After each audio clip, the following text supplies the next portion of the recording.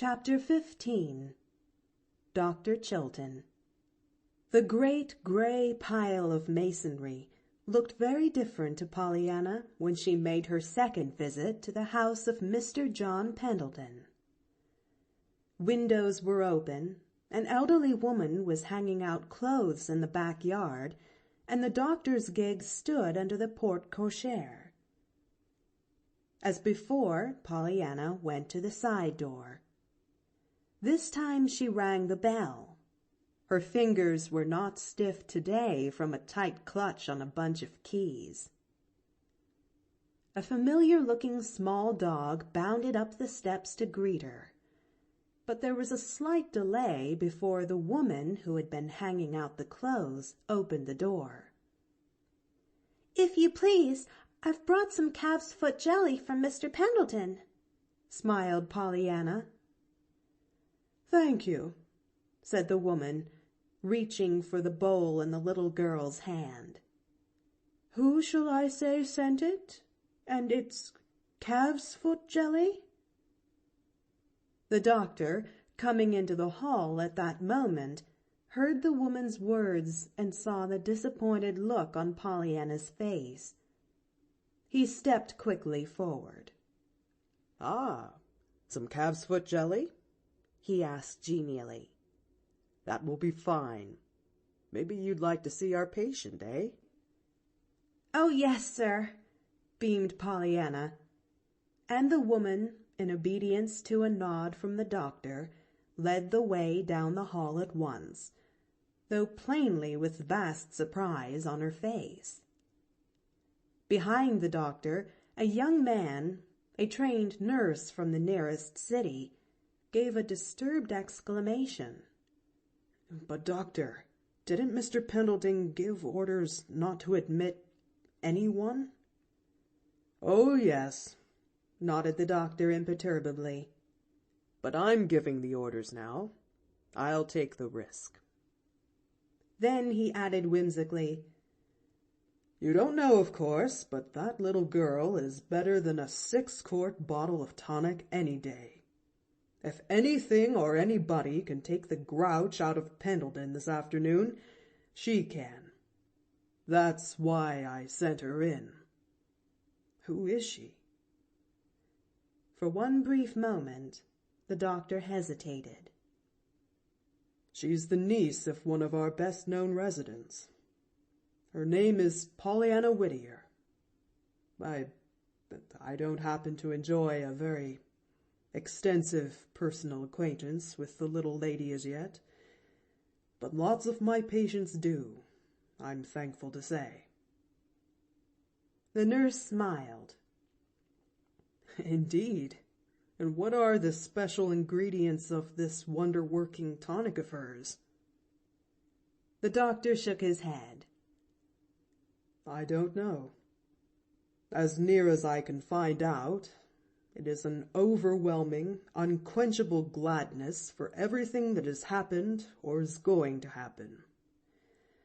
At any rate, her quaint speeches are constantly being repeated to me, and as near as I can make out, just being glad is the tenor of most of them.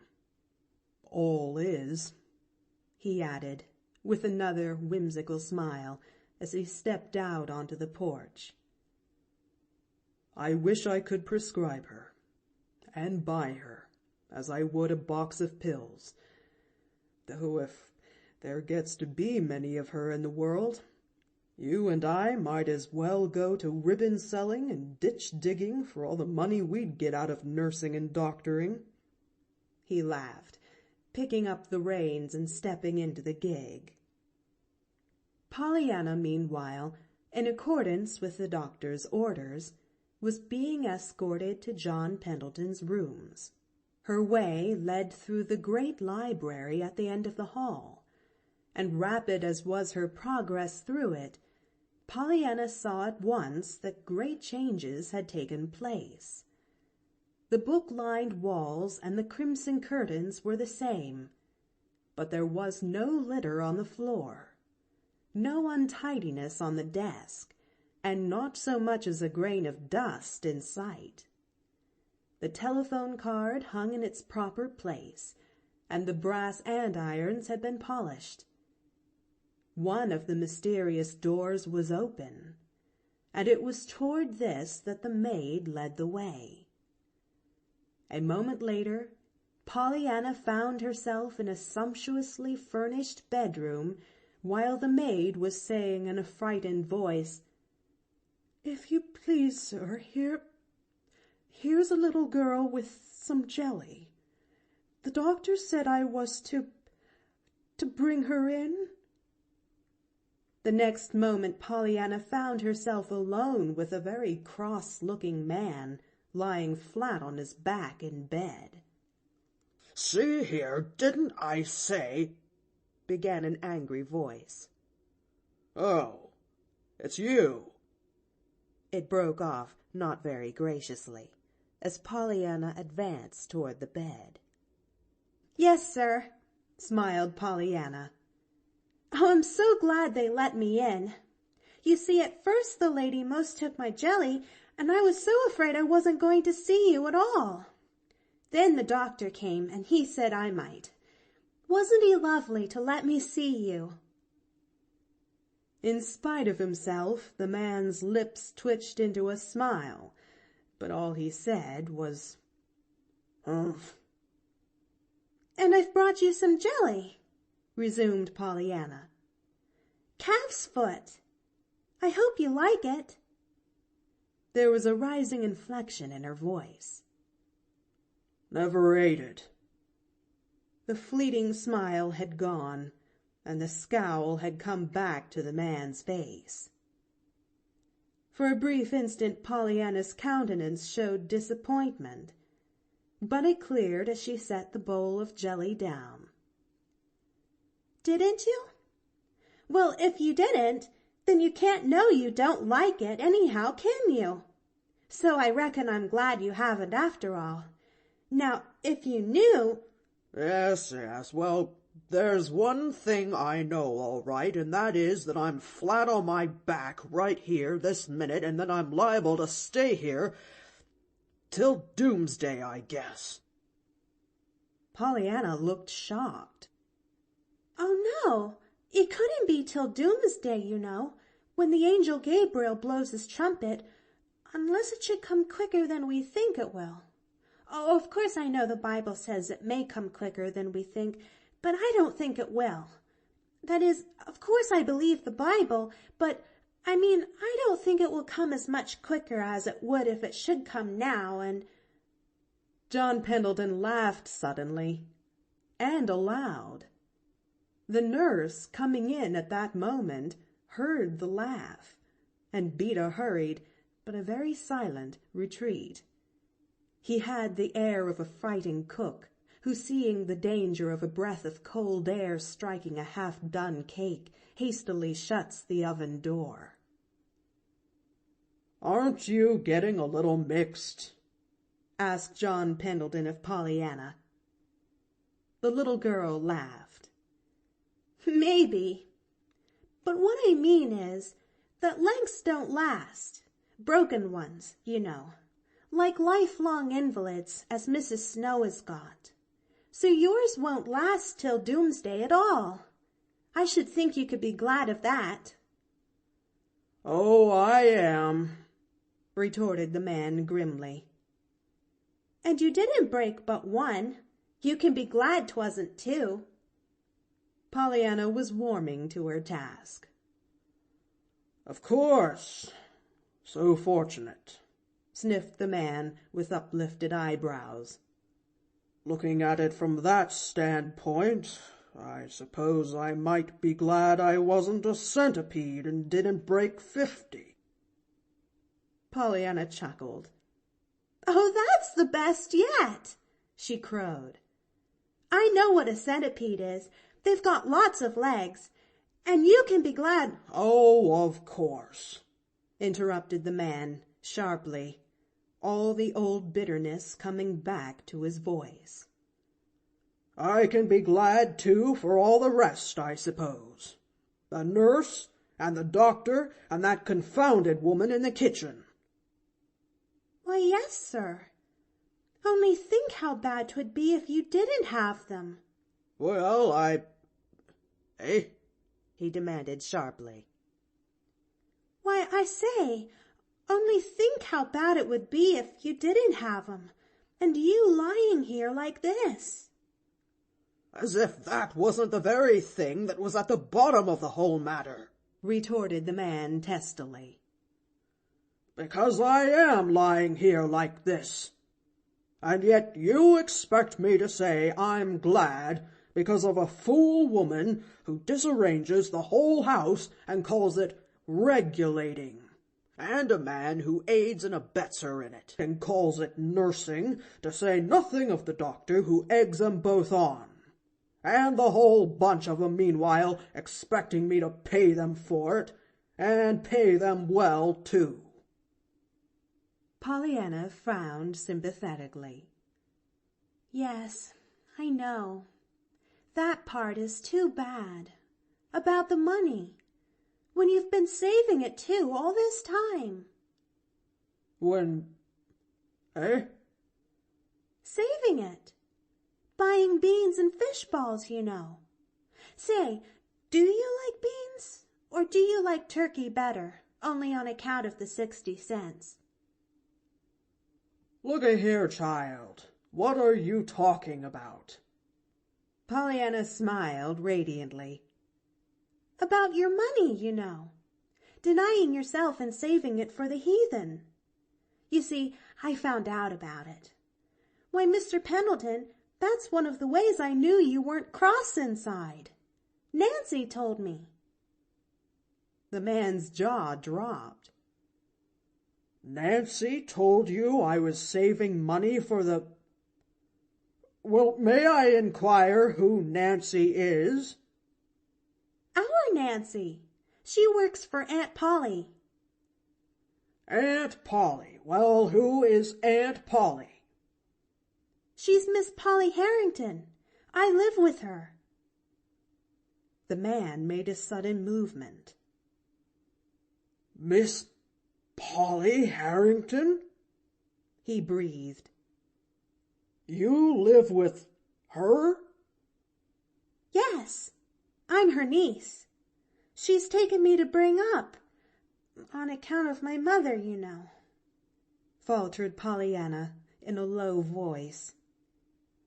She was her sister, and after Father went to be with her and the rest of us in heaven, there wasn't anyone left for me down here but the Ladies' Aid.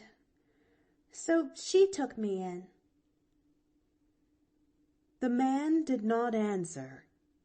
His face, as he lay back on the pillow now, was very white. So white that Pollyanna was frightened. She rose uncertainly to her feet. I reckon maybe I'd better go now, she proposed. I hope you'll like the jelly. The man turned his head suddenly and opened his eyes. There was a curious longing in their dark depths which even Pollyanna saw, and at which she marveled. And so you are Miss Polly Harrington's niece, he said gently. Yes, sir. Still the man's dark eyes lingered on her face, until Pollyanna, feeling vaguely restless, murmured, I suppose you know her? John Pendleton's lips curved in an odd smile. Oh, yes, I know her. He hesitated, then went on, still with that curious smile. But you can't mean that it was Miss Polly Harrington who sent that jelly to me, he said slowly. Pollyanna looked distressed. No, sir, she didn't. She said I must be very sure not to let you think she did send it. But I thought as much, vouchsafed the man shortly, turning away his head. And Pollyanna, still more distressed, tiptoed from the room. Under the porte-cochere, she found the doctor waiting in his gig. The nurse stood on the steps. "Well, Miss Pollyanna, may I have the pleasure of seeing you home?" asked the doctor smilingly. "I started to drive on a few minutes ago. Then it occurred to me that I'd wait for you." thank you, sir.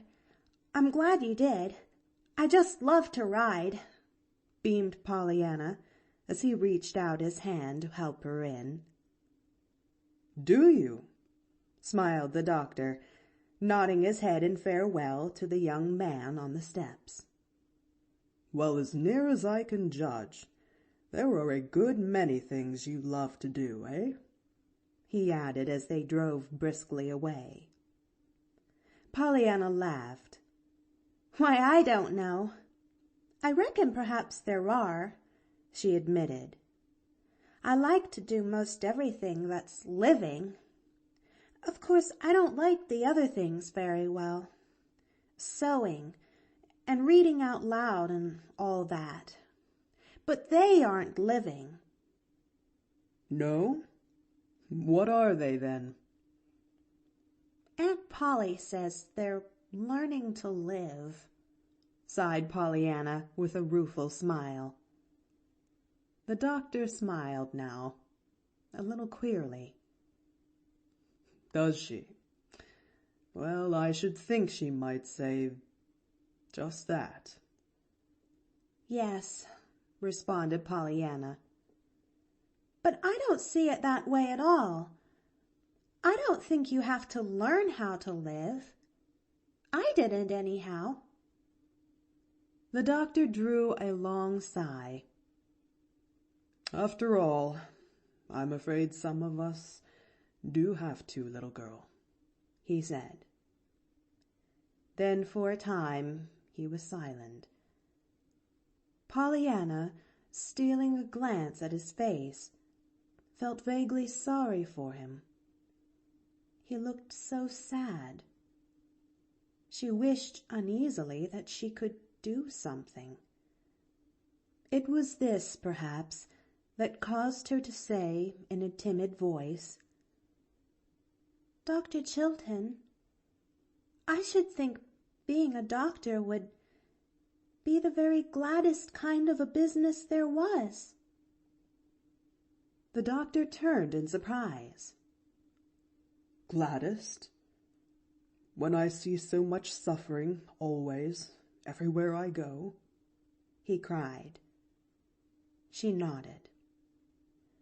I know, but you're helping it, don't you see? And of course you're glad to help it. And so that makes you the gladdest of any of us, all the time. The doctor's eyes filled with sudden hot tears. The doctor's life was a singularly lonely one. He had no wife and no home save his 2-room office in a boarding house. His profession was very dear to him. Looking now into Pollyanna's shining eyes, he felt as if a loving hand had been suddenly laid on his head in blessing. He knew, too, that never again would a long day's work or a long night's weariness be quite without that new-found exaltation that had come to him through Pollyanna's eyes. "God bless you, little girl," he said unsteadily. Then, with the bright smile his patients knew and loved so well, he added, "And I'm thinking, after all, that it was the doctor quite as much as his patients that needed a draught of that tonic." All of which puzzled Pollyanna very much, until a chipmunk, running across the road, drove the whole matter from her mind. The doctor left Pollyanna at her own door, smiled at Nancy, who was sweeping off the front porch, then drove rapidly away. "I've had a perfectly beautiful ride with the doctor," announced Pollyanna, bounding up the steps. "He's lovely, Nancy." "Is he?" "Yes, and I told him I should think his business would be the very gladdest one there was." "What? Goin' to see sick folks? And folks what ain't sick but thinks they is, which is worse?" Nancy's face showed open skepticism. Pollyanna laughed gleefully. "Yes, that's most what he said, too. But there is a way to be glad, even then. Guess."